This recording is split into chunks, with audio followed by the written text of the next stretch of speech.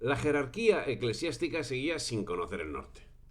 Se estaba tramando uno de los principales ataques contra la familia, la ley del divorcio. Pero la conferencia episcopal anunciaba que no habría cruzada antidivorcio. Sería un petardo demasiado gordo, decía Monseñor Infantes Florido. Redactaron un documento que contenía graves ambigüedades y que no se hizo público hasta que fue rectificado por la Santa Sede. Por otra parte, un documento ambiguo aprobaba la normativa sobre la enseñanza de la religión. En las escuelas, que todavía perduraba. La ambigüedad parecía la máxima en una iglesia española que difícilmente podía ser reconocida como católica en sus cabezas visibles. Por su parte, Juan Pablo II no cesaba de reiterar su oposición al divorcio. El 12 de julio, un misterioso incendio en el Hotel Corona de Aragón en Zaragoza acabó con la vida de 72 personas. Entre los clientes estaba Carmen Polo de Franco, la esposa de Francisco Franco. El gobierno siempre negó que se tratase de un atentado terrorista. Pero el año 2000 reconoció a las víctimas los derechos reconocidos a las víctimas del terrorismo. El ruido de sables se dejó sentir. Otro campo que el sistema no dejaba de lado era el de la educación. Parece ser que subsistían textos en los que hablaban de la patria. Y el periódico de Barcelona denunciaba el hecho afirmando que no se ajustaban a la actual realidad del país. Mientras, ayuntamientos descolgaban de la fachada la bandera nacional y se editaban cromos con contenidos pornográficos que eran repartidos a los niños en los colegios. Los obispos catalanes, por su parte, manifestaban su deseo de que en la legislación española queden plenamente reconocidos los derechos de nuestro pueblo a su identidad nacional. Eso, los obispos, ¿eh? Evidentemente, su catolicismo se había convertido en puro anglicanismo. Mientras, Adolfo Suárez, el presidente del gobierno, decía que España es un estado de naciones. Y finalmente, en lo único que se ponían de acuerdo sin fisuras los políticos era en el aumento de sueldos. De sus sueldos. Huelgas, atentados, insultos, agresiones, inseguridad ciudadana, cambio de nombres a las calles. Por ejemplo, se quita la calle del Ejército y se pone calle Gudari. Se quita la Plaza de España en Bilbao y se rebautiza como Plaza Circular.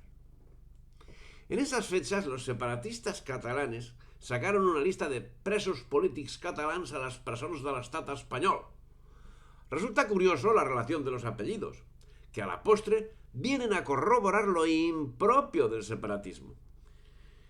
De los 55 delincuentes relacionados, 35 gozaban de 2 apellidos no catalanes.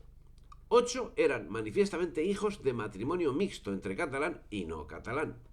Los 12 restantes tenían los 2 apellidos catalanes o solo constaba un apellido.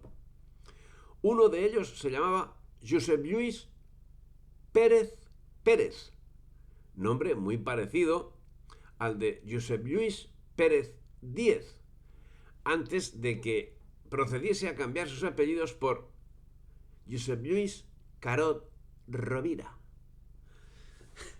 Pero bueno, ¿y eso de charnego que decían los separatistas a los no nacidos en Cataluña?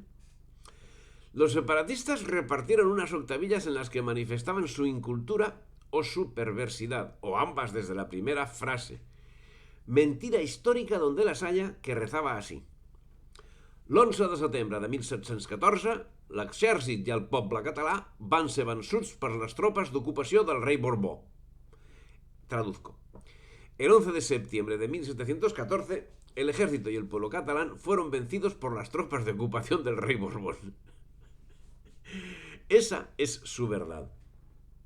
Pero claro, no importa la verdad, sino que se abre a tantas posibilidades de verdad como estúpidos o mentirosos pueda dar la naturaleza. Pues eso, ahí queda. Aquel 9 de septiembre pasaría a la historia con más de una nota trágica. El acto de desagravio a la bandera española no fue autorizado.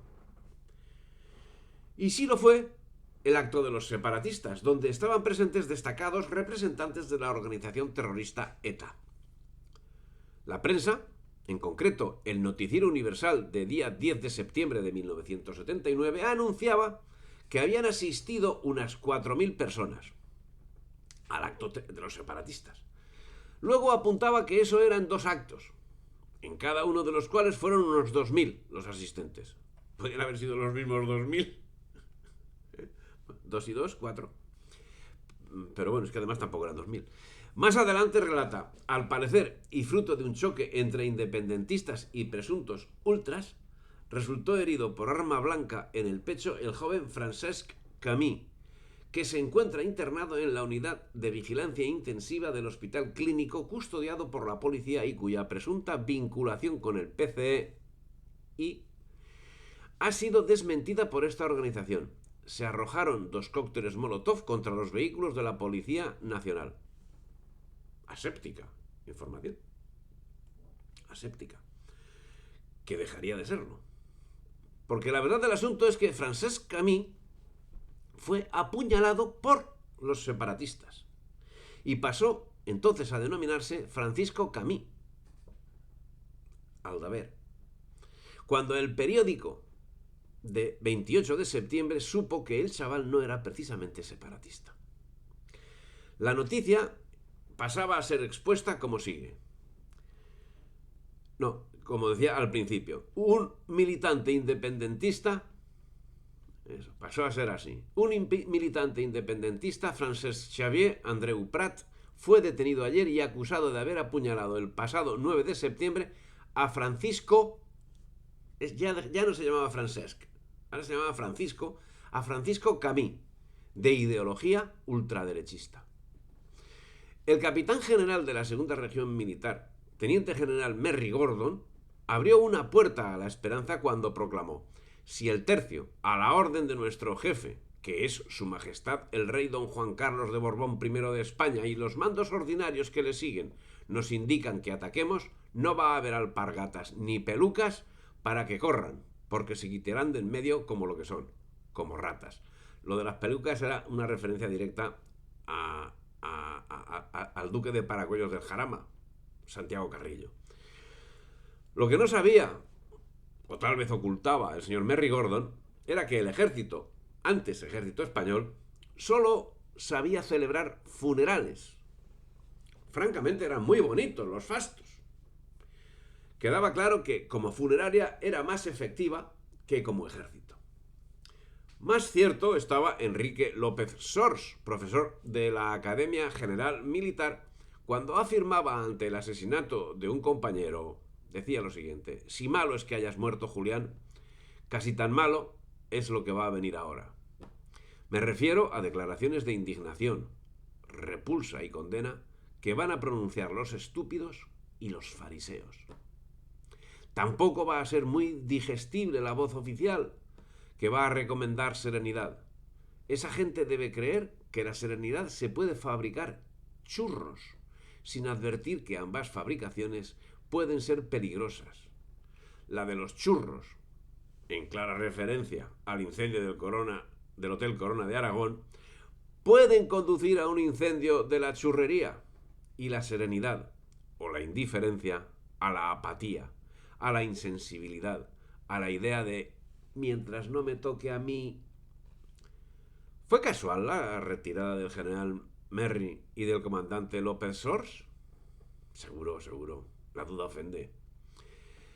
Mientras tanto, la prensa, el sistema, locos por implicar a las fuerzas nacionales en asuntos de sangre, cosa que nunca tuvieron oportunidad, no dudaban en inventar cualquier cosa en el momento de que descubrían que algún delincuente tenía relación, aunque fuese de vecindad, con un ultra.